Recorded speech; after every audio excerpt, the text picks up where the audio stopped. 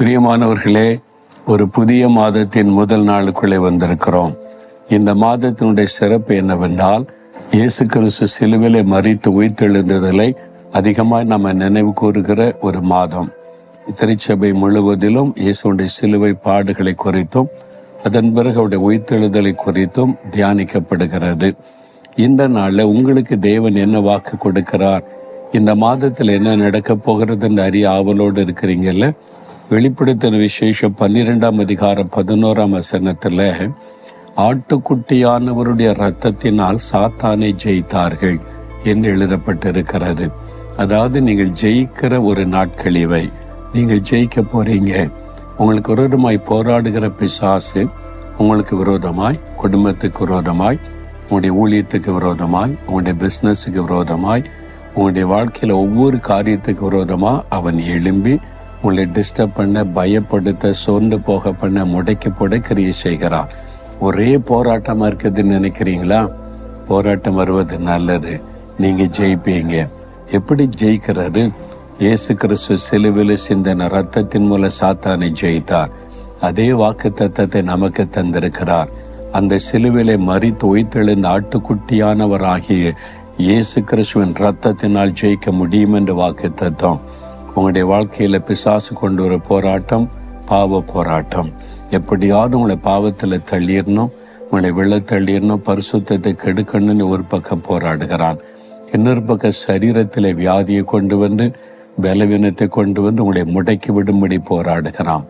இன்னொரு பக்கத்தில் பயப்படுகிற சூழ்நிலைகளை ஏற்படுத்தி வேலை செய்கிற இடத்துல, வசிக்கிற இடத்துல பயம், மன அழுத்தம், என்ன செய்வதென்று கலக்கத்தை கொண்டு வர போராடுகிறான்.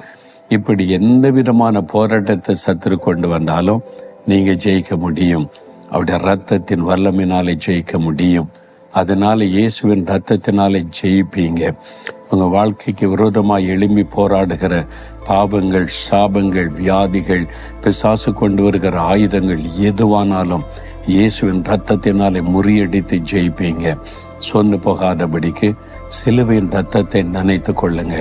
இயேசு சிந்தின இரத்தம், அவர் கெத்செமனே தோட்டத்திலே ஜெபிக்கும் பொழுதே வேர்வையின் பெருந்துளிகள் இரத்தமாக கீழே விழுந்தது. அங்கேயே இரத்தம் சிந்தினார்.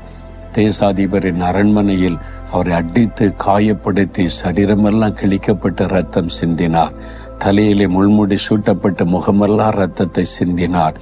அரண்மனையில் இரத்தம். அவர் எருசலேம் வீதி வழியாக இழுத்து கொண்டு செல்லப்பட்டார். வீதியெல்லாம் ரத்தம் சிந்ததான் கொல்கதா மலைக்கு இழுத்து கொண்டு செல்லப்பட்டார்.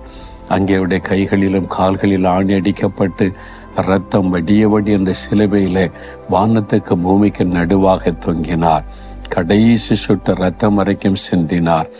அவர் மரித்தவுடன் இவ்வளவு சீக்கிரத்தில் ஒரு மனிதன் மரிக்க முடியுமா என்று போர் வீரர்கள் ஆச்சரியப்பட்டார்கள்.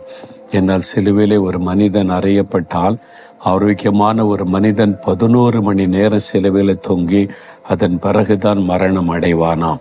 கொஞ்சம் கொஞ்சமாக ரத்தம் வடிந்து அவனுடைய உயிர் போகும். ஆனால் இயேசு 6 மணி நேரத்தில் அவரே ஜீவனை ஒப்பு கொடுத்தார். மரணம் அவரை ஜெயிக்கல, அவர் மரணத்தை ஜெயித்தார். மரணம் அவரை வாரிக்கொள்ளவில்லை, அவர் மரிக்கத்தனை ஒப்பு கொடுத்தார். மரித்த இயேசு 3ஆவது நாள் உயிரோடு கூட எழுந்தார். அவர் சீக்கிரமாய் மரித்து விட்டாரே, உண்மைதானா என்று அறிய ஈட்டினால் ஒரு விழாவில் ஒரு போர் வீரன் குத்தினான். விழாவை தொலைத்த போது இரத்தமும் தண்ணீரும் வெளிவந்தது என்று வசனம் சொல்லுகிறது. அந்த இருதயத்தை துளைத்ததுனால கடைசி சுட்ட இரத்தமும் வெளிவந்து விட்டது.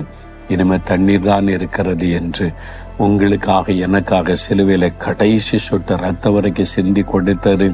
நாம் ஜெயிக்க வேண்டும் என்று அவர் சாத்தானை ஜெயித்து நமக்கு வெற்றி உள்ள வாழ்க்கையை கொடுக்க தன்னுடைய பரிசுத்தமுள்ள இரத்தத்தை நமக்காக அவர் சிந்தினார். அந்த இரத்தத்தை பயன்படுத்துங்க. இயேசுவின் இரத்தத்தின் வல்லமையினால் சாத்தானை மேற்கொள்ளுகிறேன், இயேசுவின் இரத்தத்தின் வல்லமையினால் ஜெயம் எடுக்கிறேன். அப்படி சொல்லி ஜெபிக்க எல்லா சூழ்நிலையும் மாறும். நீங்கள் ஜெயிப்பீங்க. ஒவ்வொரு நாளும் அவருடைய ரத்தத்துக்குள்ள உங்களை அர்ப்பணித்துக் கொள்ளுங்க. ரத்தத்துக்குள்ள குடும்பத்தை ஒப்பு கொடுங்க. இயேசுவின் ரத்தத்தினால் ஜெயிக்கிறேன், மேற்கொள்ளுகிறேன் நீ கன்ஃபஸ் பண்ணி அறிக்கையிட்டு ஜெபிங்க. நீ வெற்றி பெற்று கொண்டே இருப்பீங்க.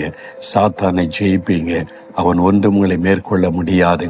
இப்ப சொல்லுங்க, நசரேயனாகிய இயேசு கிறிஸ்துவின் ரத்தத்தின் வல்லமையினால் பொல்லாத சாத்தானை நான் மேற்கொள்ளுகிறேன், ஜெயம் எடுக்கிறேன்.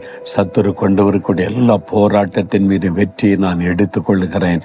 எனக்கு ஒருவருமாய் போராடுகிற சகல கிரியைகளும் இயேசுவின் இரத்தத்தின் வல்லமையினால் அழிக்கப்படட்டும்.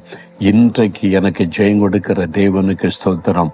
ஒவ்வொரு நாளும் எனக்கு ஜெயம் கொடுக்கிற இயேசுவின் இரத்தத்திற்காய் ஸ்தோத்திரம், ஸ்தோத்திரம். இயேசுவின் நாமத்தில் ஆமென்.